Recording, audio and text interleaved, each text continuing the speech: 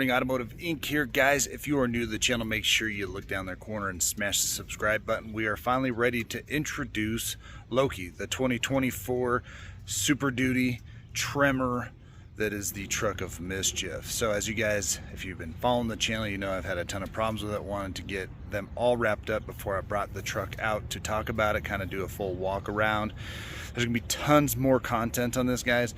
Along with a lot of great towing that's going to come up with this very, very soon. So first of all, let's walk around the truck and check it out. So this is the 2024 in Glacier Gray. So they got rid of last year's color. I think it was Azure Gray, and came out this one. Is it baby blue? Is it gray? Whatever. It is metallic, but mostly it looks kind of more matte. But when it's clean and everything like that, it does have the metallic flake in it.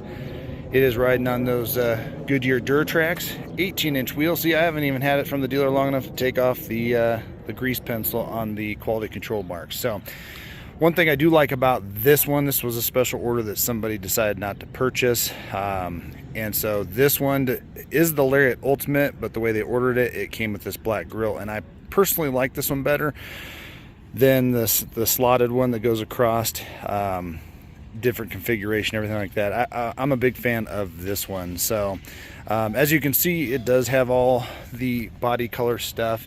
Now with a Tremor Super Duty, you get the Raptor running boards. So those are about, well, they're butted up against the cab basically, so they're about 5 inches higher than a standard running board.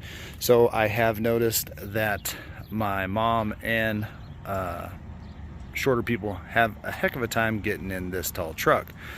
So as we walk around, it is the Tremor. Now I do have tons of other videos. We did install the Paragon. I did install the fifth wheel puck system. So I have those videos on my channel, so head over there and search for those. This one did have the payload package upgrade, so it's basically just shy of being a 1-ton chrome tip. So the way the person ordered it, it was pretty nice. As we cruise up here, we have all the cameras that you could ever imagine wanting. I didn't get the bed liner when it was ordered. It wasn't in the truck, which worked out well, so that way I could go ahead and add the actual fifth wheel pucks, then get it sprayed, so I didn't have to worry about that. We do have the tailgate step, and as we cruise around here, a lot of people have said, you know, does this truck have a lift kit on it, and how does the actual Tremor package work? Well, we'll go over in depth what the heck the Tremor package is. Now normally I don't off-road with a truck or a Jeep or anything like that, and even if I was off-roading, I sure as heck wouldn't do it with a gigantic truck like this. But the Tremor basically adds some upgraded shocks. It does get a leveled out front end. I think it's from the spring. The springs are actually taller. Some people say it has a factory leveling kit on the front, but overall it's really deceptively taller than it really is. But it is a little bit taller than a standard Super Duty, but really not that much. Put it in perspective, my dad's a 2011 GMC 3/4 ton standard 4x4, not a Z71. It's only about 1.5 inches taller than that at the bed height. So really in all, it does give a nice look to it. Now again, we will go over in depth what the heck the Tremor package is, but this is the intro to Loki. Thanks again to well, I don't want to mention his name, but T out there in the northeastern part of the United States for coming up with a great name. And so let's check out the rest of the truck. As you guys know, no badging here. So what do we got? We have the 2024 version of the 7.3 Godzilla gasser, port injected, 430 horsepower, a little bump in torque over the last model, so 485. I'm not a huge diesel fan with the way I drive and the way I use my truck these days. It's not as towing as much, so I do commute in it more. So for me, gas is the direction to go.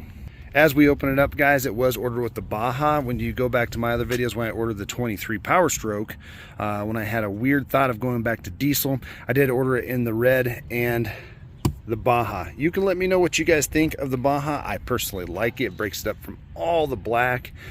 But the truck only has 1,700 miles on it, so not a lot that we can talk about dependability. But as we all know, the Godzilla has plenty of power. It's the most powerful of all the gassers out there. Even the Babyzilla is hypothetically more powerful than the others. Now, somebody the other day was saying, hey, you know, don't check out this dude's stuff. Head over to the, you know, the F-Lane guys, because the Chevy's a dog. No, not at all. Now, gassers cannot perform, just a standard one, not being supercharged, can't really perform as, they can't drive as fast towing as a diesel. Obviously, they're going to have some, you know, impairments when it comes to towing. They're just not made to tow much over 20. I see people doing it with the gassers, and that's fine. But at the end of the day, the Chevy was not a dog, and it actually did very well in all of the tow tests, even going up the world's toughest hill, which it really wasn't the toughest hill. It's a good long pull.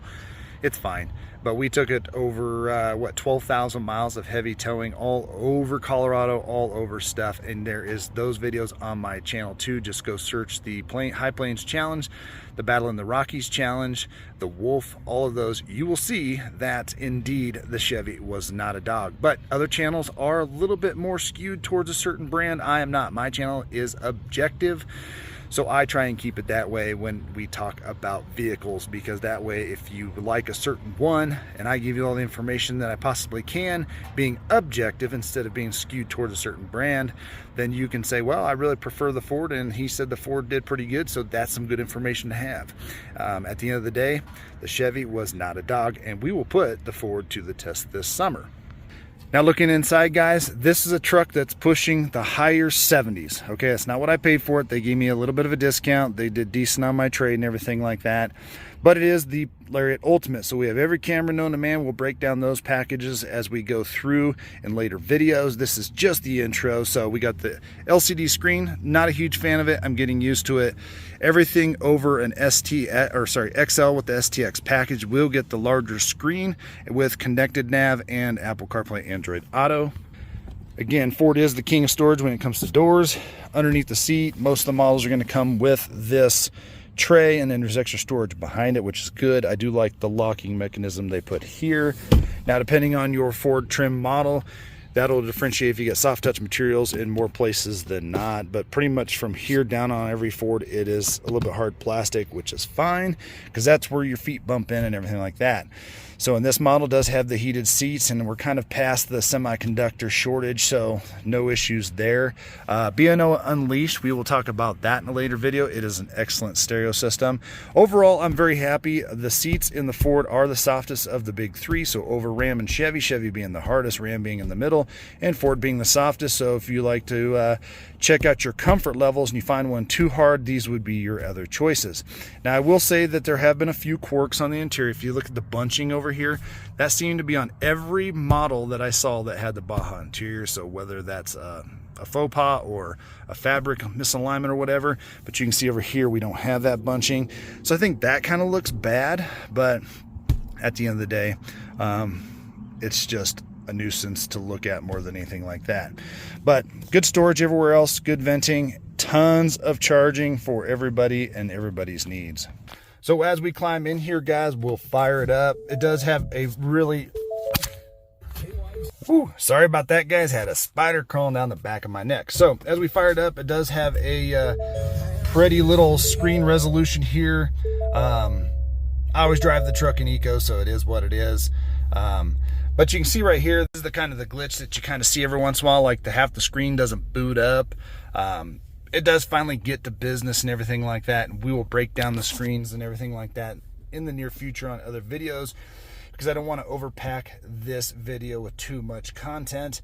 Do love the Sync fork, especially when it's working really well. I do love the Super Duty, how it comes with extendable sliders, so you can put a large Gatorade bottle or a larger coffee cup or whatnot in there, and when you don't want it, you can put it in there. They did rearrange the wireless charging for this year, so it's upright. My OtterBox 21 Ultra fits in there. It doesn't charge all the time, so not quite there on that, but most of that's my case if it's just a phone, but I know most people do have cases, so whether that's a fruitful option for you, it kind of comes in the Lariat Ultimate, so it is what it is. Pro Trailer Backup Assist, I don't use that. I know how to back a trailer, but this option is out there for some people. Again, plenty of storage, lots of soft touch materials here. It is a really pretty interior. It's really laid out very well, so I do like that. As we cruise through here, tons of storage inside here, although this is kind of a pain because if you put business cards in here, it's always hitting this. So I wish they would have turned it like the F-150, because it's really hard to get into and get all your gear, but again, just a nuisance more than anything else. So I'll tell you this, guys, when it comes to do I like it so far, that's a mixed bag of emotions. Reason being is because I've had quite a few problems with it. Alarms, dead batteries, functions not working correctly. All of the cooler lines had to be replaced on the power steering. It does have electronically assisted power steering, and not the cooler lines, the hydraulic lines had to be replaced. So it's been at the dealer quite a bit. And matter of fact, about 700 of those 1,700 miles are because of driving it to the dealer. So what has happened with Ford is the other dealers will correct some issues, but the battery issue, which is the reason why most of the issues were happening with electronics, because the battery was dead or bad after it came from the factory. And it went dead. They couldn't get it to hold a charge. Well, they shipped it to me saying they gave me a new battery. You can watch those videos.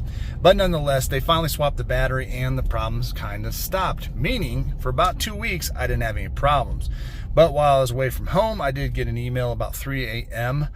Saying that my truck alarm was going off and that the truck was going into a passive battery save mode to save, enough charge, I guess, to start the truck. So it's been kind of a mixed bag. I like the look of the Ford.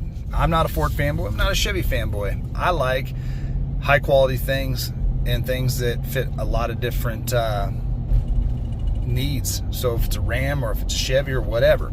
Now I will say this, the Ford has better front leg room than the Ram, and the Chevy does also, because of that big bell housing that kind of intrudes into the foot thing, which is fine. As smaller people sit over there, you don't have that issue. But Ford's cab is cavernous. It's gigantic. All right. So